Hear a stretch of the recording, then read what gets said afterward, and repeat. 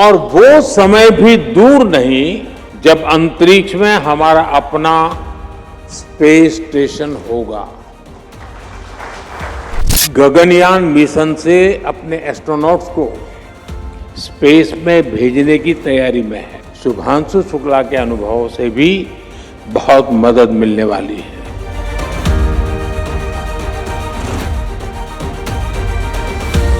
ರಾಷ್ಟ್ರೀಯ ಬಾಹ್ಯಾಕಾಶ ದಿನದಂದು ಪ್ರಧಾನಿ ನರೇಂದ್ರ ಮೋದಿ ಅವರು ವಿಜ್ಞಾನಿಗಳಿಗೆ ಟಾರ್ಗೆಟ್ ಫಿಕ್ಸ್ ಮಾಡಿದ್ದು ಮುಂದಿನ ಹೆಜ್ಜೆ ಬಾಹ್ಯಾಕಾಶದ ಕುರಿತ ಆಳವಾದ ಅನ್ವೇಷಣೆ, ಅದಕ್ಕೆ ಸಿದ್ಧರಾಗಿರಿ ಅಂತ ಹೇಳಿದ್ದಾರೆ. ಹಾಗೆ ಭಾರತ ತನ್ನದೇ ಆದ ಬಾಹ್ಯಾಕಾಶ ನಿಲ್ದಾಣವನ್ನ ನಿರ್ಮಿಸುವತ್ತ ಕೆಲಸ ಮಾಡ್ತಾ ಇದೆ ಅಂತಾನೂ ಹೇಳಿದ್ರು. ಇದೇ ವೇಳೆ ಮುಂದಿನ 5 ವರ್ಷಗಳಲ್ಲಿ ಬಾಹ್ಯಾಕಾಶ ಕ್ಷೇತ್ರದಲ್ಲಿ 5 ಯೂನಿಕಾರ್ನ್ಗಳನ್ನ ಸೃಷ್ಟಿಸಬಹುದಾ ಅಂತ ಖಾಸಗಿ ವಲಯಗಳನ್ನ ಕೇಳಿದ ಮೋದಿ, ಖಾಸಗಿ ವಲಯ ಮುಂದೆ ಬಂದು ಅದು ವಾರಕ್ಕೆ ಒಂದರಂತೆ ಪ್ರತಿ ವರ್ಷ 50 ರಾಕೆಟ್ಗಳನ್ನ ಉಡಾವಣೆ ಮಾಡುವಂತೆ ಕೇಳಿದ್ರು. ದೇಶ ಹೊಸ ಬಾಹ್ಯಾಕಾಶ ವಲಯ ಸುಧಾರಣೆಗಳ ಮೇಲೆ ಕೆಲಸ ಮಾಡ್ತಾ ಇದೆ. ಭಾರತ ಶೀಘ್ರದಲ್ಲೇ ಖಾಸಗಿ ವಲಯದಿಂದ ನಿರ್ಮಿಸಲಾದ ಮೊದಲ PSLV ರಾಕೆಟ್ ಅನ್ನ ಉಡಾವಣೆ ಮಾಡಲಿದೆ ಅಂತಾನೂ ಹೇಳಿದ್ರು. ಅಭಿವೃದ್ಧಿಯಲ್ಲಿರೋ ಭಾರತದ ಮೊದಲ ಸಂವಹನ ಉಪಗ್ರಹವನ್ನ ಕೂಡ ಶೀಘ್ರದಲ್ಲೇ ಉಡಾವಣೆ ಮಾಡಲಾಗುತ್ತೆ ಅಂತಾನೂ ಹೇಳಿದ್ರು.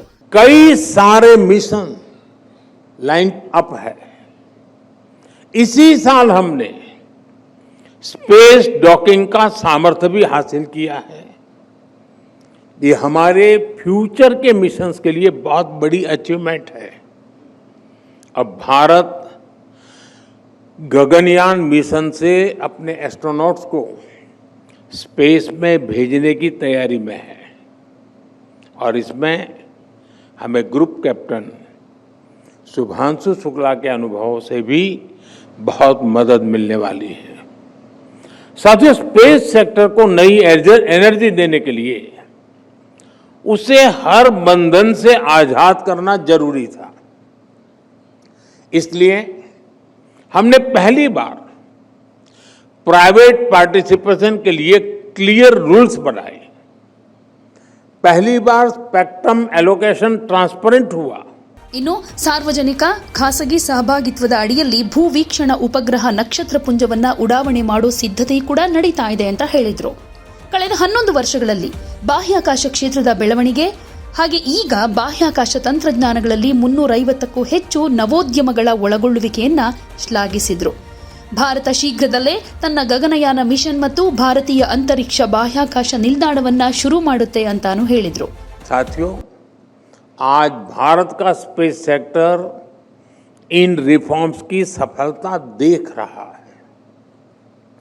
साल 2014 में भारत में सिर्फ एक स्पेस स्टार्टअप था, आज 300 से ज्यादा है।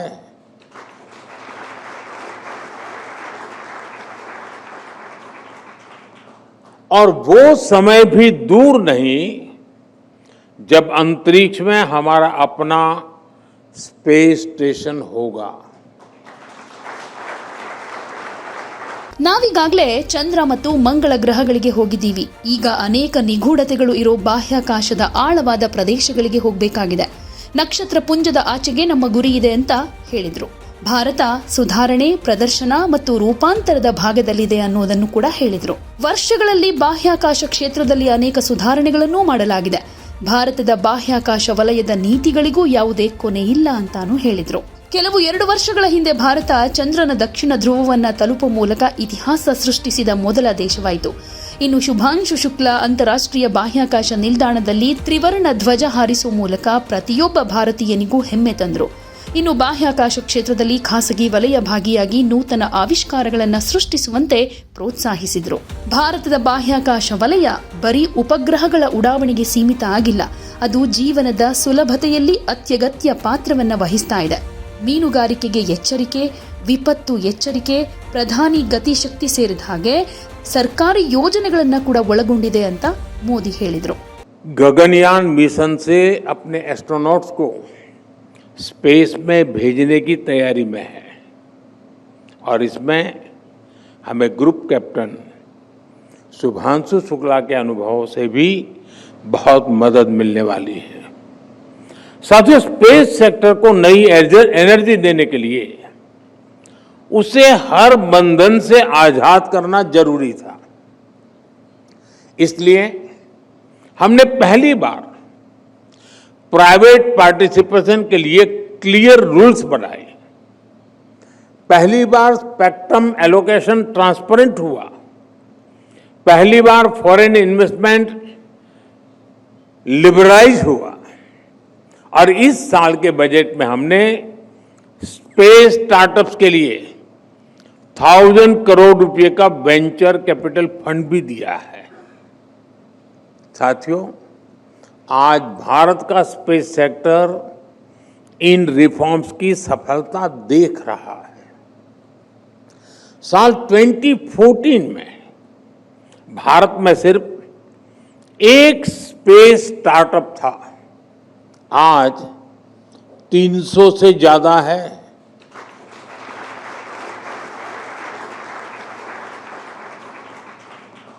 और वो समय भी दूर नहीं जब अंतरिक्ष में हमारा अपना स्पेस स्टेशन होगा। साथियों, हम इंक्रीमेंटल चेंज के लिए नहीं बल्कि क्वांटम जंप का लक्ष्य लेकर आगे बढ़ रहे हैं।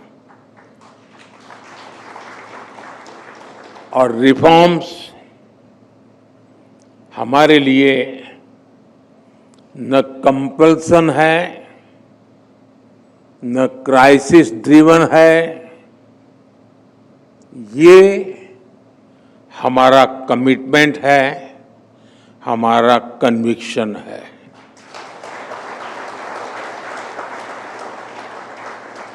हम होलिस्टिक अप्रोच के साथ किसी एक सेक्टर की गहरी समीक्षा करते हैं और फिर वन बाय वन उस सेक्टर में रिफॉर्म किए जाते हैं।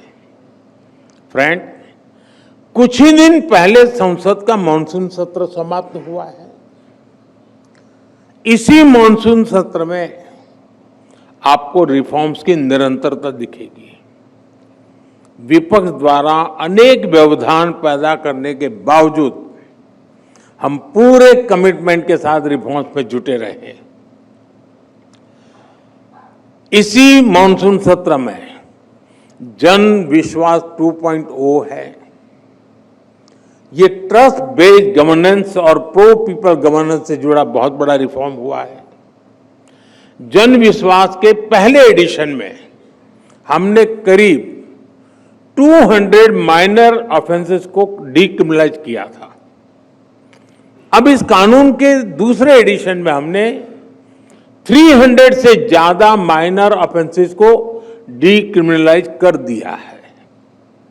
इसी सेशन में इनकम टैक्स कानून में भी रिफॉर्म किया गया है। 60 साल से चले आ रहे इस कानून को अब और सरल बनाया गया है। और इसमें भी एक खास बात है, पहले इस कानून की भाषा ऐसी थी कि सिर्फ वकील या सीए ही इसे ठीक से समझ पाते थे, लेकिन अब इनकम टैक्स बिल को देश के सामान्य टैक्स पेयर की भाषा में तैयार किया गया है। ये दिखाता है कि नागरिकों के हितों को लेकर हमारी सरकार कितनी संवेदनशील है। साथियों, इसी मॉनसून सेशन में माइनिंग से जुड़े कानूनों में भी बहुत संशोधन किया गया है। शिपिंग और पोर्ट से जुड़े कानून भी बदले गए हैं। ये कानून भी अंग्रेजों के जमाने से ऐसे ही चले आ रहे थे। अब जो सुधार हुए हैं वो भारत की ब्लू इकोनॉमी को, पोर्ट लेड डेवलपमेंट को बढ़ावा देंगे। इसी तरह स्पोर्ट्स सेक्टर में भी नए रिफॉर्म किए गए हैं। हम भारत को बड़े इवेंट्स के लिए तैयार कर रहे हैं। स्पोर्ट्स इकोनॉमी के पूरे इकोसिस्टम का निर्माण कर रहे हैं। इसलिए सरकार नई नेशनल स्पोर्ट्स पॉलिसी खेलो भारत नीति लेकर भी आई है।